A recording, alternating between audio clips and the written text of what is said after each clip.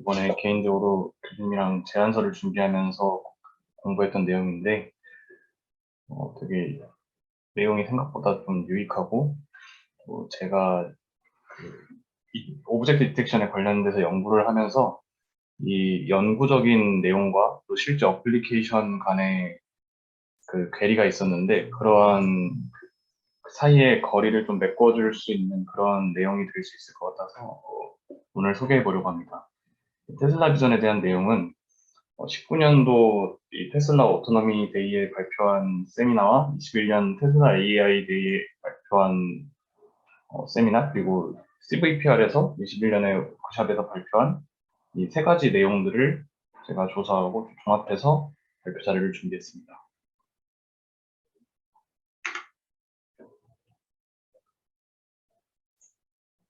먼저 배경 지식입니다.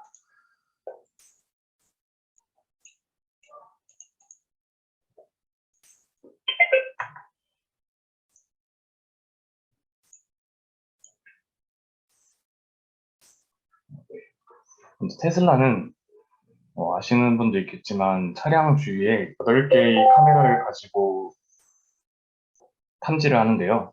그 전방에 카메라가 3개, 그리고 후방에 3개, 양 측면에 하나씩 이렇게 총 8개로 구성이 되어 있습니다. 테슬라의 객체 탐지에서 가장 중요한 거는 객체와의 디스턴스, 그리고 벨로시티, 그리고 엑셀레이션. 번역하면 거리와 속도, 가속도, 이렇게 세 가지가 굉장히 중요한 요소로 작용한다고 합니다. 이 자료가 맞는데, 앞에서부터 좀 설명을 드리면, 구글에서 개발 중인 자율주행차 웨이모가 있고, 그리고 테슬라에서 개발 중인 자율주행차가 있는데, 그 둘의 가장 큰 차이는 라이다라는 센서라고 할 수 있습니다. 구글 웨이모 같은 경우는 가장 일반적이고 보편적인 자율주행차의 형태인데, 단순히 카메라만 사용하는 게 아니라 이 차량 상단부에 장착된 라이다라는 센서, 그리고 차량 전방부에 있는 레이더 센서, 그리고 HD 맵 수신기가 있습니다. 일단 라이다와 레이더 센서가 되게 이름이 비슷한데, 이 차이부터 설명드리면, 오른쪽에 이 초해상도 이미지를 보면 라이다 센서는 굉장히 빛을 기반으로 그 물체와의 거리를 파악하기 때문에 정확하고 이미지의 높이나 깊이 등을 정확하게 파악할 수 있다는 특징이 있고, 이 오른쪽에 레이더 센서 같은 경우에는 전자기파를 사용하기 때문에 물체의 정확한 형태는 아니지만 대략적인 거리를 알 수 있습니다. 그래서 보통 일반적인 웨이모 같은 자율주행 차에서는 카메라 비전을 서포트하기 위해서 이 레이더 센서를 통해서 물체와의 거리를 파악하고, 그리고 라이다를 통해서 이 전체적인 그 물체와 지형의 지도를 그리게 됩니다. 다음 그림에서 이 왼쪽을 보시면, 왼쪽에 이 3D로 형성된 이미지가 라이다를 통해서 형성한 지도입니다. 이러한 지도를 HD 맵이라고 부르는데, 이 웨이모와 같은 라이다를 사용하는 자율주행차 같은 경우에 사전에 형성된 이 HD 맵 정보를 요구합니다. 따라서 이 자율주행차가 사전 주행을 통해서 라이다 센서를 통해서 이러한 지형들의 정보를 수집해서 HD 맵을 형성하고, 실제 주행을 할 때 이 HD 맵을 수신한 후에 라이다 센서로 주변 지형을 파악해서 이 HD 맵 상에 이 자동차가 어디 있는지를 파악하게 됩니다. 그래서 사전적인 주행 정보와 이 라이다 센서가 모두 필요한 방법입니다. 이에 반해 테슬라는 오직 카메라 센서만 사용하고 라이다나 레이더와 같은 센서를 사용하지 않습니다. 그래서 사전 정보 없이 새로운 지형이나 새로운 정보에 대해서도 유연하게 대처할 수 있다는 장점이 있습니다. 여기는 아까 설명을 드렸고, 바로 이제 이 테슬라가 어떻게 데이터를 수집하는지부터 설명을 드리겠습니다. 일반적으로 저희가 알고 있기로는 이 뉴럴 네트워크가 잘 작동하기 위해서는 굉장히 많고 깨끗하고 다양한 데이터가 필요한데요. 테슬라는 여기서 이 데이터에 대한 정의를 이렇게 드렸습니다. 수많은 이제 촬영 영상, 주행 영상이 필요하고, 데이터와 같은 경우에는 아까 말씀드렸던 이 자율주행에서 데이터에서 가장 중요한 요소가 거리, 그리고 속도, 가속도, 이러한 정보들이기 때문에 이러한 정보가 명확하게 레이블된 그런 깨끗한 데이터가 필요하고, 또 일반적인 주행이 아닌 정말 다양한 엣지 케이스에 대한 데이터가 필요하다고 합니다. 이 엣지 케이스라는 건 쉽게 말해서 프레딕트하지 못한 그런 예외 상황, 돌발 상황 등으로 이해하시면 될 것 같습니다. 이렇게 세 가지 데이터에 대해서 테슬라는 이 오토 레이블링이라는 방법을 통해서 데이터를 수집합니다. 테슬라가 이제 주행을 하면서 데이터를 수집한다는 사실에 대한 것은 다 알고 있을 텐데요. 근데 이제 이 주행을 할 때 실제로 주행에 필요한 이 이미지를 프레딕트하는 모델이 아닌 별도의 모델을 사용해서 이 데이터들을 레이블합니다. 실제로 이 데이터들이 차량이 100만 대 이상, 거의 300만 대 가까이 지금 팔리고 있는데, 그 차량에서 모든 데이터를 수집해서 직접 레이블링을 하는 게 거의 불가능하기 때문에 이 차량에서 직접 모델을 통해서 레이블링을 하는데요. 그 프로세스를 보면 차량에서 비디오를 수집한 후에 이 뉴럴넷을 이용해서 이 이미지에 대한 레이블을 직접 네트워크를 통해서 실행을 하게 됩니다. 근데 이때 이 레이블은 굉장히 정확도가 높아야 될 필요가 있기 때문에 그리고 주행에 또 직접적으로 필요한 게 아니라 나중에 학습을 위해 필요한 데이터이기 때문에 차량 내에서 오프라인으로 진행을 하게 됩니다. 그래서 이 네트워크는 그 주행을 위해서 프레딕트하는 그 네트워크와는 다른 네트워크로 실시간으로 진행이 되지 않고, 또 굉장히 정확해야 되기 때문에 여러 가지 모델을 조합해서 앙상블로 진행을 한다고 합니다. 그리고 옵티마이제이션이나 이런 과정 또한 굉장히 익스펜시브한 컴퓨테이션을 사용을 하고요. 그리고 이러한 모드를 테슬라에서는 섀도우 모드라고 부르고 있습니다. 그래서 주행과 동시에 그 촬영 데이터를 백그라운드로 이런 오프라인 네트워크를 통해서 오토 레이블링을 진행한다고 생각하시면 될 것 같습니다. 그리고 물론 이 레이블링을 또 테슬라 팀에서 직접 검수를 해서 더 정확도를 높여서 레이블링을 진행을 합니다. 그리고 모든 데이터에 대해서 수집을 할 수 없기 때문에 테슬라에서는 지금 약 221가지의 트리거 상황을 가정해서 이러한 트리거가 발생했을 때 데이터를 수집한다고 합니다. 몇 가지 예를 보면은 가령 이 트래픽이 정체되는 상황이라던가 자동차가 끼어들기를 하는 상황이라든가 이러한 앞서 설명한 엣지 케이스에 대해서 그런 이벤트가 발생했을 때 데이터를 수집합니다. 이 프로세스를 좀 더 자세히 살펴보면 이러한 그림으로 지금 소개를 하고 있는데요. 1번부터 설명을 드리겠습니다. 1번은 이제 데이터 학습입니다. 여기는 테슬라 차량이 아닌 서버 컴퓨터라고 생각하시면 됩니다. 서버 컴퓨터에서 이 주행 데이터에 대해서 디텍션 모델을 학습을 하고 이 차량으로 배포를 하게 됩니다.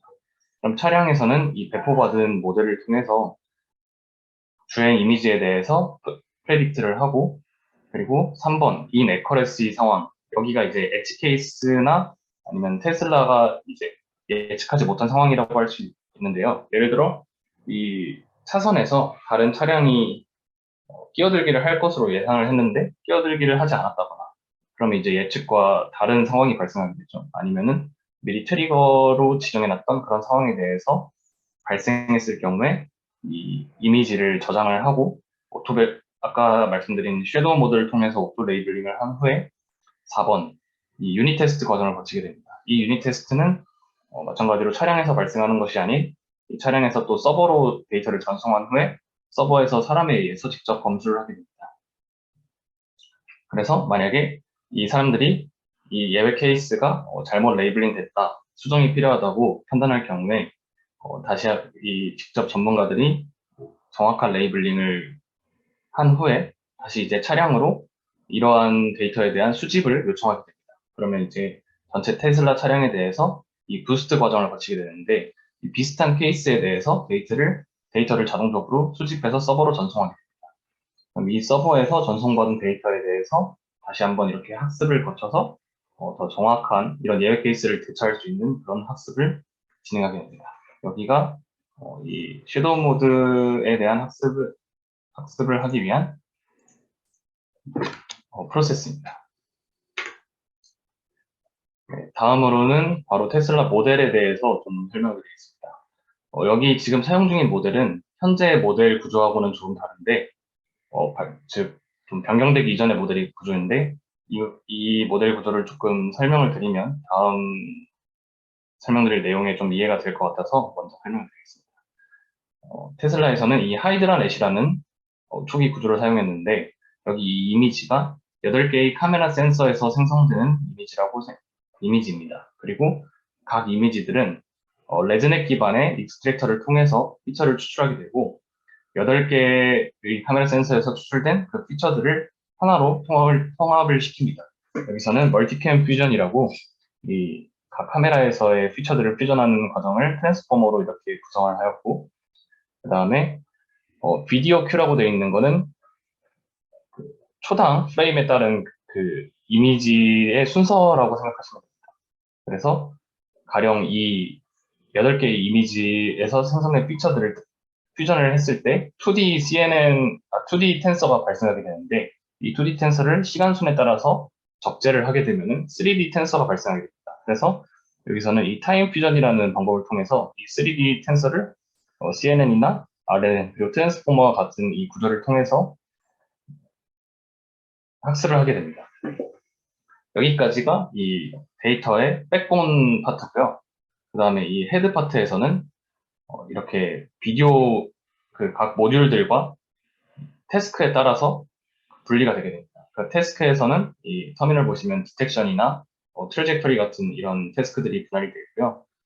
이러한 방식으로 백본과 헤드로 구성이 되어 있습니다. 그리고 이제 오른쪽에는 이제 그 모델과는 상관없는 하드웨어에 관한 내용인데, 재밌는 것 같아서 제가 추가를 했는데, 이것도 이제 19년도 기준이긴 하지만 A100 GPU를 8대를 사용하고, 그 8대의 GPU가 부착되어 있는 컴퓨터를 720개의 컴퓨터를 연결해서 이 5760개의 GPU를 사용해서 학습을 한다고 합니다. 네, 다음으로는 이제 현재 사용하고 있는 모델인데요. 마찬가지로 이제 하이드라넷이라는 명칭을 가지고 있고, 보시면은 좀 간략하게 설명되어 있지만 조금씩 변경된 것을 볼 수 있습니다. 백본에서는 아까는 레즈넷이었는데, 레즈넷은 이제 저희가 알고 있는 네트워크지만, 레그넷이라는 저는 좀 생소했지만 그런 네트워크가 있고, 그리고 넥으로 이 바이 FPN이라는 넥을 사용합니다. 그리고 마찬가지로 멀티스케일 피처를 사용하고, 이 피처들이 헤드로 가서 이 오브젝트 디텍션이나 트래픽 라이트, 레인 프레딕션과 같은 태스크에 따라서 여러 갈래로 나뉘게 됩니다. 이 구조에 대해서 하나씩 자세하게 설명을 드리겠습니다. 먼저 이 이미지의 인풋에 대해 간단하게 설명을 드리면, 이미지가 1280 x 960의 HDR 해상도로 인풋이 되는데, 여기서 초당 36개의 이미지, 36Hz로 구성이 되어 있습니다. 이 이미지가 백본으로 이제 입력이 되는데, 이 백본에서는 레그넷이라는 네트워크를 사용합니다. 이 레그넷에 대한 이제 CVPR 논문도 있는데, 이것도 좀 간단하게만 설명을 드리면, 지금까지 뭐 VGG 네트워크나 레즈넷 네트워크는 가령 3x3 컨볼루션이나 이 좀 더 네트워크를 더 효율적으로 만들어준다거나, 아니면 이 잔차가 네트워크에 깊게 쌓는 것보다 더 도움이 된다거나, 이러한 네트워크의 디자인에 대한 어떤 인사이트를 가지고 그 인사이트를 반영해서 네트워크를 디자인해 왔다면, 어, 이 레그넷은 그러한 인사이트 없이 좀 제너럴하게 어떤 디자인이 네트워크를 더 효율적으로 만들어 줄 것인가에 대한 그런 디자인 스페이스를 찾은 연구라고 할 수 있습니다. 그래서 기존 연구들과 달리 이 모델의 네트워크의 뎁스나 위드 그리고 헤이트에 대한 파라미터들의 연관성을 찾기 위해 자유롭게 그 디자인 스페이스를 찾은 연구이고요. 그 방법은 이 파란색 원이 이 뎁스나 위드 그리고 헤이트와 같은 그 파라미터들을 레디 변수들을 두었을 때 하나씩 컨스트레인트를 줍니다. 가령 뭐 뎁스는 어느 정도 이상이 되어야 더 성능이 좋다던가, 제가 지금 간략하게 설명드리고 있지만 그런 식으로 컨스트레이트를 추가해 가면서 좀 더 정확하고 이 뚜루풋이 높은 네트워크를 찾는 과정을 거쳐서 이렇게 C까지 이러한 그 스페이스를 찾는 방법이고요.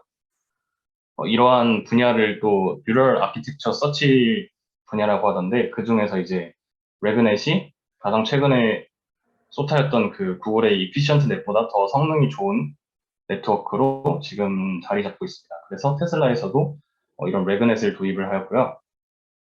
참고로 이 페이스북에서 개발한 연구팀에서 개발한 모델이라고 합니다. 그래서 이제 레그넷에 대해서 조금만 더 설명을 드리면 이 레그넷의 기본 틀은 이 애니넷이라는 네트워크를 통해서 개발을 합니다. 이 애니넷은 스템, 바디, 그리고 헤드 이렇게 세 가지 구조로 되어 있는데요. 이 세 가지 구조가 쉽게 말하면 여기 인풋은 이미지가 될 거고 스템은 이 이미지의 해상도를 한 절반으로 줄이고 그 다음에 바디에서도 이 이미지의 해상도를 점차 줄여나가면서 채널 수를 늘리게 됩니다. 그래서 점점 해상도는 줄이지만 채널 수를 늘려서 전체적인 이미지의 전체적인 그런 의미를 가지도록 이렇게 구성을 하고요. 그 다음에 이 바디에 있는 스테이지에는 또 스테이지가 4개씩 있고 이 스테이지 4개의 각각에는 블럭들이 있습니다.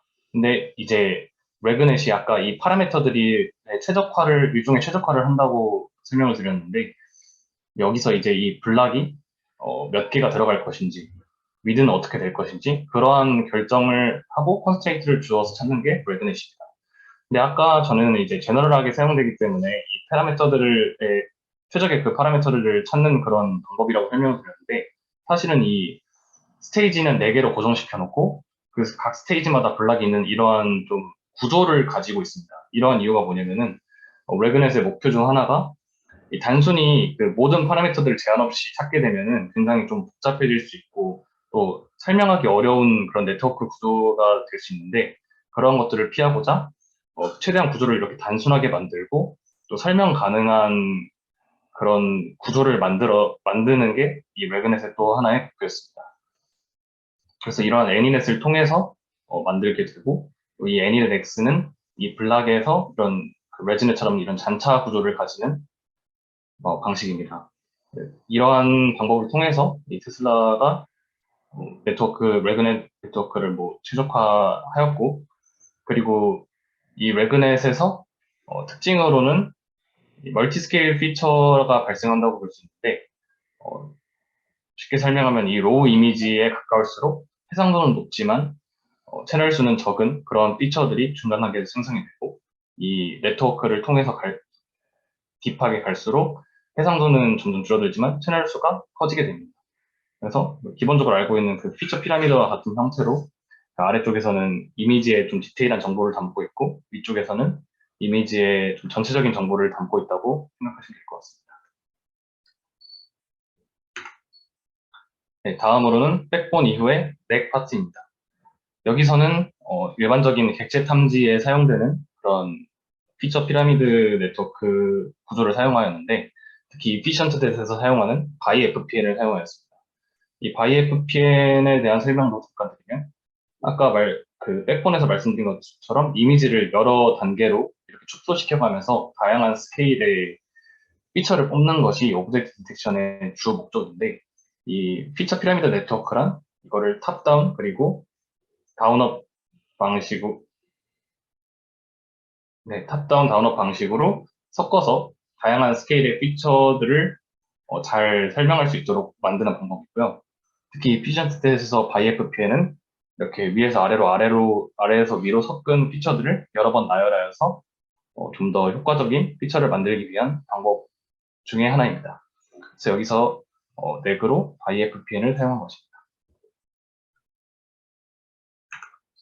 네, 다음으로는 이제 헤드 파트인데 지금까지 이제 이미지가 레그넷을 거치고 바이FPN을 거쳐서 이 멀티스케일 피처들이 생성되면 이 태스크를 위한 헤드로 가서 이 헤드에서는 이제 클래스와 이 리그레이션을 통해서 오브젝트에 대한 정보를 가지게 됩니다. 이 클래스와 같은 경우에는 일단 여기 테슬라에서 구체적으로 몇 바이 몇 해상도로까지 아웃풋을 뽑는지를 얘기해 줬는데 640 바이 480 해상도에 1의 채널을 가지는 이런 클래스 텐서를 생성을 하게 됩니다. 그러면 즉 이 네모가 640 by 480이라고 했을 때 어떤 칸에 오브젝트가 있는지 없는지를 1로 판단을 하게 되고, 오른쪽에 리그레이션 텐서에서는 이 오브젝트에 대한 길이와 높이, x, y, 그리고 속성이라고 하는 이 어트리뷰트를 통해서 이 오브젝트에 대한 정보를 가지게 됩니다. 그래서 여기 is there an object here이 이 왼쪽에 클래스를 나타내는 텐서라고 보시면 되고, 오른쪽에 있는 extend and attribute가 오른쪽에 있는 regression 텐서라고 생각하시면 됩니다. 여기서는 이제 헤드 하나만 표현했지만 다시 앞에 그림을 살펴보면은 태스크에 따라서 오브젝트 디텍션이나 트래픽 라이트 그리고 레인 프레딕션 이런 태스크에 따라서 헤드가 이렇게 됩니다. 그럼 이러한 헤드 구조의 이제 장점이 뭐냐? 먼저 헤드는 하나인데 넥과 백본은 공유하고 있는 것을 확인할 수 있습니다. 이게 피처를 쉐어링하는 방법으로 실제로 이제 주행에서 프레딕션을 할 때 각각의 태스크마다 따로 그 피처를 뽑아야 되는 게 아니라 한 가지 이 백본과 넥을 통해서 뽑을 수 있기 때문에 테스트 타임에서 굉장히 효율적이라고 설명을 하고 있고요.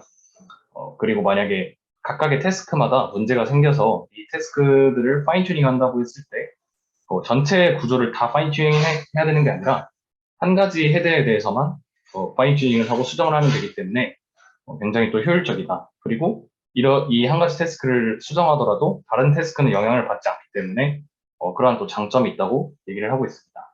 그리고 세 번째로도 뭐 비슷한 맥락인데 이제 representation bottleneck이라고 만약에 이 넥 부분이나 이 피처 스케일 부분을 파인 튜닝 할 때 다른 부분은 건들지 않고 이 부분만 이렇게 파인 튜닝 하면 되기 때문에 그 파인 튜닝 자체로 굉장히 학습하는데 그 속도도 빨라지고 그 효율적으로 진행을 할 수 있다. 그러한 얘기를 하고 있습니다. 그래서 이게 사실 몸통 하나에 머리 여러 개인 구조라서 뭐 이름도 하이드라 내시고요. 그래서 이게 또 직관적인 이러한 이유에 대해 설명을 드리면 실제로 이 8개의 카메라가 동일한 오브젝트를 탐지한다고 했을 때 여기 왼쪽 같은 경우는 오브젝트를 탐지하고 오른쪽과 같은 경우는 이 라인 프레딕션을 하는데 이 결과들을 합쳐야 됩니다. 그러니까 이 카메라 8개에서 탐지한 트럭을 하나의 트럭으로 인식해야 되고 이 여러 라인들을 이어진 라인으로 인식해야 되는데 사실 그게 분리된 모델에서 뽑아낸 결과들로 생성하면 쉽지가 않습니다.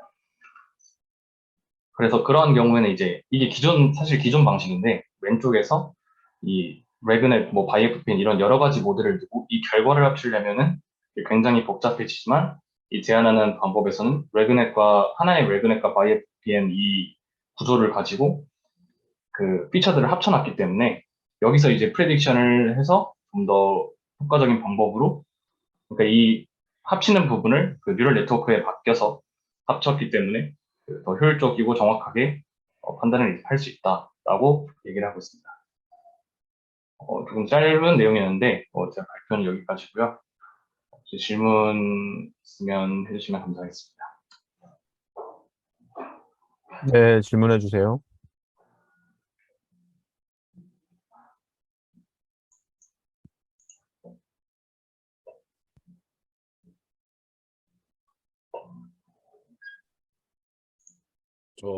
마지막 멀티캠 벡터 이거 질문 하나만 해도 되나요?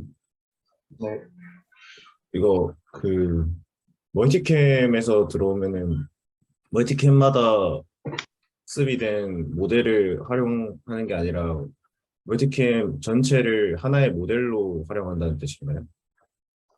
네, 그러니까 멀티캠마다 모델을 사용하는 방법이 옛날에 시도했던 방법인데, 방금 설명한 것과 같은 이유 때문에, 어, 초반에 이제 설명드린 이 이미지 있죠.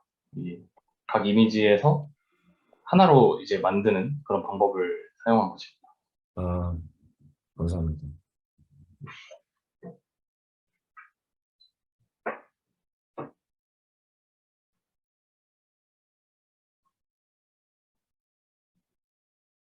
네, 또 질문 있어요?